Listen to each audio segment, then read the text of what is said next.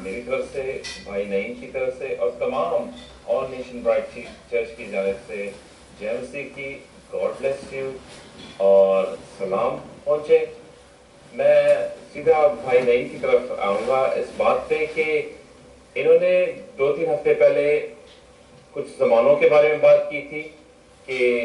कलाम में 7 ज़मानों का जिक्र है, और उन्होंने बात की थी कि पहली कलीसिया का जो फरिश्ता था वो पालूस रसूल है। मेरा भाई से सवाल है कि आप हमें फरिश्ते के बारे में और उसके पैगाम के बारे में और इन ज़मानों के बारे में हमें बताएं कि ये ज़माने कौन से हैं और उनका पैगाम क्या है। खुदावंद यीशु मसीह के जलाली और बाबरकत नाम में आप सबकी सलामती हो। मैं खुदावंद का शुक्रिया अदा करता हूं कि खुदावंद ने एक दफा फिर मौका दिया कि आपके साथ खुदावंद के कलाम को शेयर कर सकूं, और मैं भाई के सवाल को जल्दी से भी मैं स्टार्ट करता हूं कि यार उसका टाइम नहीं होता। मैं खुदावंद के कलाम में से आपको स्टेट अवे चंद एक बातें बताना चाहता हूं, और वो ये है कि अगर आप पौलुस रसूल के खत को जो उसने इफिसियों के नाम लिखा, वहां पर वो जमानों के पूरा होने का और अगले जमाने का जिक्र करता है। और अगर मैं इब्रानियों उसका पहला बाब और उसकी पहली आयत पढ़ूं तो यहां पर लिखा हुआ है कि अगले जमाना में खुदा ने बाप दादा से हिस्सा बा हिस्सा और तरह बतरह नबियों की मार्फत कलाम करके इस जमाने के आखिर में हमसे बेटे की मार्फत कलाम किया। अजीज बहनों और भाइयों, मेरा ये मानना है इस बात का कि जब तक कि हम बुनियाद को सही ना रखें बात नहीं बनती। और मैं एक बड़ी मशहूर कहावत को, फारसी की कहावत है कि अगर आप बुनियादी ईंट को टेढ़ा रख दें तो वो दीवार अगर आसमान तक भी चली जाएगी तो वो टेढ़ी ही रहेगी। इसका मतलब है कि बुनियाद का दुरुस्त होना बहुत जरूरी है। हम बाइबल मुकद्दस में से जब बात करते हैं पहली कलीसिया के ताल्लुक से और पहली कलीसिया के जमाने के ताल्लुक से, तो पहले तो हमें इस बात का यकीन होना चाहिए कि कलीसिया में खुदावंद के कलाम में जमानों का जिक्र भी है। और अगर हम इस बुनियादी बात को सीख जाएंगे तो आने वाले वक्त में इन 7 कलीसियाओं के ताल्लुक से और इन फरिश्तों के ताल्लुक से जो खुदावंद का गहरा भेद है हमें जानने में ज्यादा आसानी होगी। खुदावंद के कलाम में मैं एक सवाल आप लोगों से भी करना चाहता हूं कि अगर आप इस बात को नहीं मानते कि जमाने हैं, तो फिर हम अगर मुकाशवा की किताब उसका 10वां बाब पढ़ें तो यहां पर हमें ये लिखा हुआ मिलता है कि 10 बाब और उसकी 7वीं आयत है कि बल्कि 7वें फरिश्ता की आवाज देने के जमाना में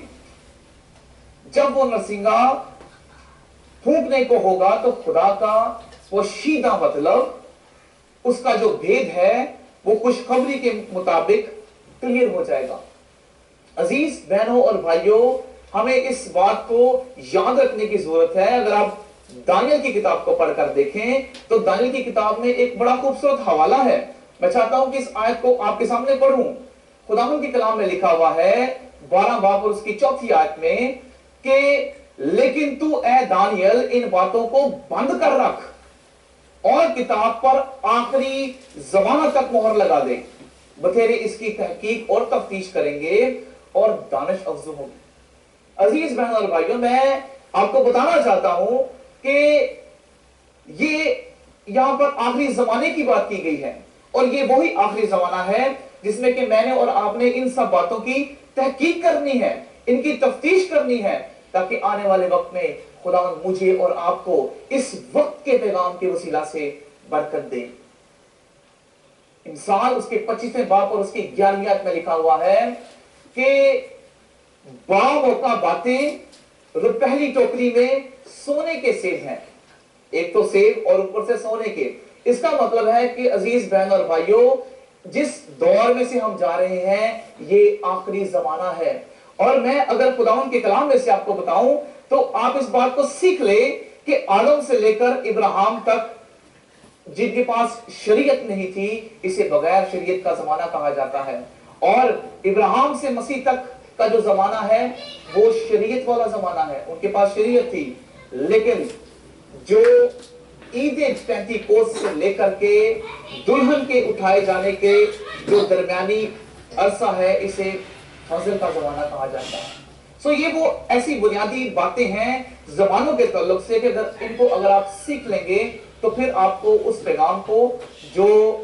इफ्सस की कलीसिया को दिया गया है आपको समझने में बहुत ज्यादा आसानी होगी। अजीज बहनों और भाइयों, मैं आपको बताना चाहता हूं खुदावंद के कलाम में से कि आने वाले वक्त में खुदावंद मुझे और आपको बरकत देना चाहता है, और उस बरकत के ताल्लुक से मैं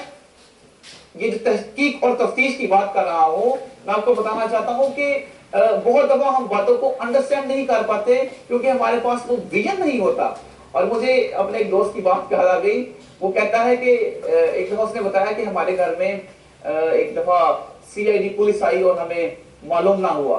तो मैंने उसे कहा कि अगर तुझे मालूम हो जाता कि वो सीआईडी पुलिस है तो फिर तो वो सीआईडी पुलिस ना होती। कहने से मुराद है कि बहुत सारे ऐसे भेद हैं जिनका आपके ऊपर खुलना बहुत जरूरी है, लेकिन भेद खुलने का एक ही तरीका है और वो ये है कि आप खुदावंद के दिन खुदावंद के रूह में आए, इस बात को समझ जाएं, इस विजन को समझ जाएं। मैं आपको बताना चाहता हूं खुदावंद के कलाम में से कि जो नूह था वो राष्ट्रवास आदमी था, लेकिन जो विजन उसके परदादा के पास था वो उसके पास नहीं था। नूह बहुत सारे तूफान में से गुजरा, ट्रिबुलेशन में से गुजरा, खाया पिया,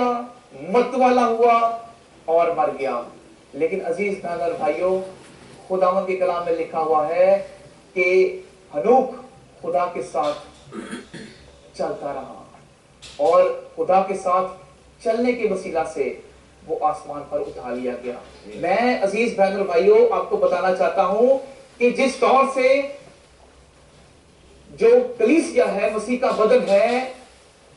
और जिस तौर से हमने ये सीखा है कि खुदावंद का काम हमें सिखाता है कि जो हवा आदम के बदन में से ली गई, इसी तरह जो कलीसिया उसका बदन है मसीह का, उसी तौर से उसकी दुल्हन उसके बदन में से ले ली जाएगी। और मैं आपको ये बात कहना चाहता हूं चैलेंज के तौर पर, क्या आप दुल्हन का हिस्सा हैं या आप कलीसिया में रहकर दुख उठाना चाहते हैं, खाना पीना चाहते हैं, मतवाले होना चाहते हैं और फिर मर जाना चाहते हैं, या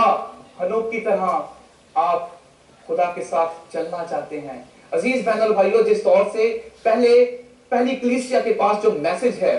जो आवाज हमें वो खुदावंद के कलाम में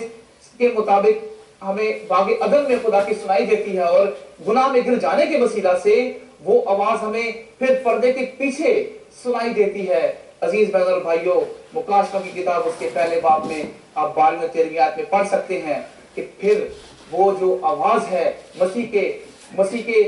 कफारे के वसीला से, सलीब पर जान देने के वसीला से और पर्दे के फट जाने के वसीला से, जब वो आवाज उन चिरागदानों में आती है तो फिर लोगों को वो आवाज पर्दा के पीछे से नहीं बल्कि उन चिरागदानों में सुनाई देती है। लेकिन इसके बावजूद जो मैसेज है, ये बात सीख लें कि वो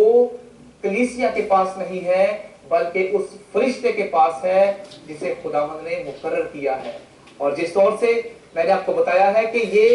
जमानों पर मुहित है, और आहिस्ता आहिस्ता अफसोसनाक बात यह है कि ये आवाज मध्यम होती जो इस जमाने की कलीसिया है उसमें वो आवाज फिर अंदर नहीं रही बल्कि वो बाहर चली गई है। और खुदावंद यीशु मसीह दरवाजा के बाहर खड़े होकर कहता है कि मैं तेरे दिल के दरवाजा पर खड़ा हूं, तू अपने दिल के दरवाजे को खोल, मैं तेरे पास अंदर आऊंगा और तेरे साथ बैठकर खाना खाऊंगा। अजीज बहन और भाइयों, चैलेंज के तौर पर मैं हनूक की जिंदगी को और नूह की जिंदगी को आपके सामने रखता हूं। जरूर इस बात की तहकीक और तफ्तीश करें कि हम किस जमाना में से गुजर रहे हैं और इस जमाने की आवाज क्या है, इस जमाने का पैगाम क्या है। खुदावंद यीशु मसीह बिल्कुल दरवाजे पर खड़ा है और वो आने वाला है। बाइबल मुकद्दस हमें सिखाती है कि वो कहता है कि देख मैं जल्द आने वाला हूँ, हर एक काम के मुआफिक देने के लिए अजर मेरे पास है। अच्छा भाई, मैं आपको यहाँ पे रुकूंगा, हमारे पास वक्त खत्म हो गया। हम बड़ी बरकत पा रहे हैं इस कलाम के वसीला से, अपने खादमों के वसीला से, खुदावंद के खादमों के वसीला से। नाज़रीन से ये दरख्वास्त है कि, और मैं ये ईमान रखता हूँ इस बारे में कि जो नाज़रीन हमारी सपोर्ट कर रहे हैं, खुदा उनको बड़ी बरकत दे, ना सिर्फ वो पैसे के जरिए बल्कि दुआओं के जरिए भी हमारे साथ सपोर्ट करते हैं। मैं आपको बताना चलूँ कि हमारा ये चर्च, हमारा ये प्रोग्राम, हम किसी बड़ी ऑर्गेनाइजेशन से अटैच नहीं है, बल्कि हम एक छोटी सी मसीह की कलीसिया हैं, उसकी दुल्हन का हिस्सा है, और खुदा हमें बरकत दे रहा है और हम चल रहे हैं। अगर आपका कोई सजेशन है या आपके कोई सवाल है या आप हमें फीडबैक देना चाहते हैं, तो हमारा जो एड्रेस है या फोन है वहाँ पे आ रहा है, आप इन भाइयों से बात कर सकते हैं। और अगर आप हमें सपोर्ट करना चाहते हैं तो उसकी डिटेल भी स्क्रीन पे आती रहेगी। खुदा आप सबको बड़ी बरकत दे, और हम आइंदा जुमेरात को फिर मिलेंगे 9 बजे। खुदा आप सबको